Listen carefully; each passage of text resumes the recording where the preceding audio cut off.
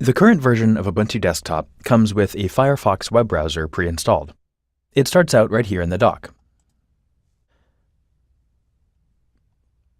I can click here in the address bar and start typing to visit my favorite websites. I'll visit ubuntu.com.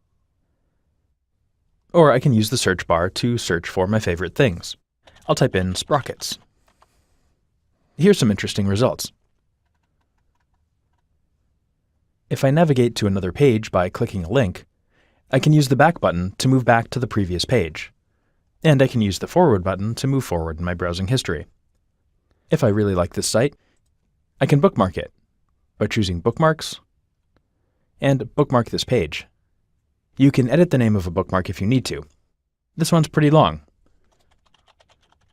so I'll change it just to Sprockets, and then I'll click Done.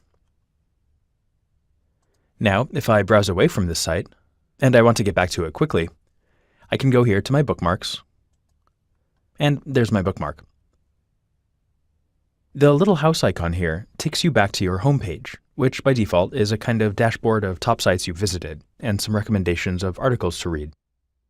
I like my browsers to start out with just a blank page, so I'll go to this icon here with 3 stacked lines, the hamburger button, and then I'll go into Preferences. And I'll change my homepage to about:blank. Here you can change some other options around how Firefox works, including where to save downloaded files. By default, it's in the Downloads folder, and it's probably a good idea to keep it there. There's quite a few other preferences that you can set here, but the specifics of Firefox are beyond the scope of this course. I'll close out of here and hit my Home button again. And there's my blank page. This would be a good time to practice using Firefox to download the exercise files for this course from the course page. We'll be using those throughout the rest of the chapter.